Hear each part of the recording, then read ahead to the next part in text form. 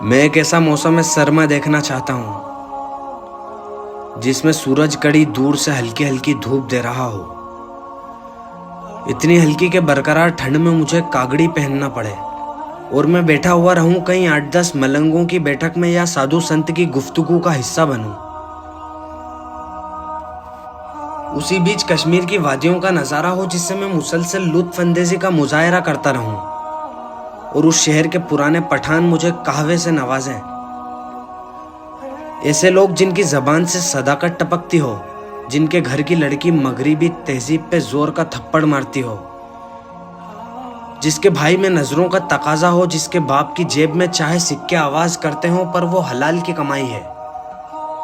आखिर किसने ऐसी जिंदगी बिताई है? मैं चाहता हूं कि कभी नदियों को धोखा देकर समंदर किनारे बैठकर उन ऊंची लहरों की बातें सुन सकूं। हो सकता है कि दुनिया ने समंदर पे भी खारे पानी का इल्जाम रखा हो सकता है कि दुनिया यहां भी झूठी हो जो हर तरफ भरम पैदा करती है। मैं एक ऐसा मौसम सरमा देखना चाहता हूं जिसमें शहर की तमाम गाड़ियों के शीशों पर शबनम मुसलसल दस्तक दे रही हो और बूंद बूंद बनकर नीचे टपकती हो। किसी गरीब घर की दहलीज पर आतिश के लोह में हाथों को गर्म करने वाले बुजुर्ग रहते हों। मैं उनके करीब जाकर बैठ जाऊं तो मुझे उर्दू के 2-3 बेहतरीन शेर सुना दें। मेरी तबीयत गाजी हो जाए, मेरी खसलत बागी नहीं है।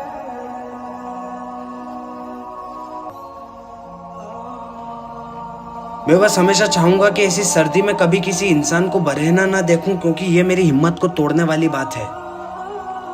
इतना दम मुझ में नहीं है कि किसी शय को मैं ठिठुरता हुआ देख सकूं। हालांकि आतिश की ऊंची लोहें हों जिनमें मैं उन लोगों के साथ अपने हाथ सेक सकूं।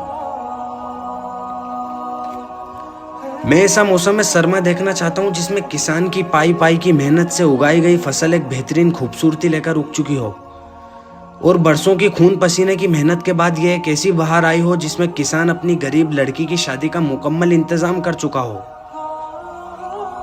मैं खुश हो जाऊंगा जब पता चलेगा कि लाखों जवार के बीज किसान के हिस्से में इस तरह आए कि उसने एक लड़की के जेवर बनाए। मैं एक ऐसा मौसम सरमा देखना चाहता हूं जिसमें मैं सैर करूं अजरबैजान के पुराने ढलते जंगलों से हाथ मिलाती हुई पहाड़ियों के नीचे अपनी एक हीर के साथ जिसकी आंखें हिरन जैसी हैं। वो लड़की मेरे सिरहाने बैठकर मुझे सलाहुद्दीन के किस्से सुनाए, या जलालुद्दीन रूमी की नज़मों से नवाज दे, या इकबाल के तरानों में मशगूल कर दे, या गालिब के पुराने कलाम सुन सकूं, या ज़ौक़ की नोकझोंक से वाबस्ता हो सकूं। वो मेरे सामने बैठी रहे और ऐसी जोर से बिजली कड़क उठे कि दर दर वो मुझसे कुर्बत इख्तियार करती रहे। मेरी नजरें उसकी नजरों के लिए कांच का काम करने लगे और वो नशा एक वाहिद हलाल नशा हो।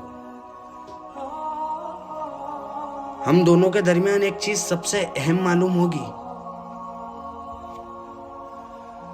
एक मुकद्दस किताब जिसमें औरत और मर्द के तमाम रुकन मौजूद हैं, और उम्मीद भी करता हूं कि तमाम जोड़ों के दरमियान वो एक किताब रहमत के हामिल है, जो सालों से इंसान को इंसान बनाने की मेहनत कर रही है, जो मर्द को जिंदगी गुजारने के तरीके देती है, जो औरत को हिजाब का मतलब बताती है। खैर, इनमें अकल होती तो ये समझते कि हिजाब का क्या मतलब होता है, और हर दौर में समझाते रहे लोग।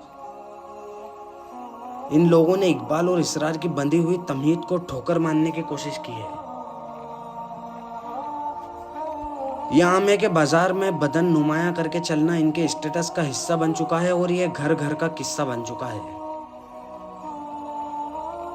अगर एक कड़ाके की बहार पड़ने पर यह अपने बदन को ढांकना सीख जाएं तो मैं चाहने लगूंगा कि वो एक मौसम ही कयामत तक आम हो जाए और उस पे इंसानियत को रहने की आदत पड़ जाए।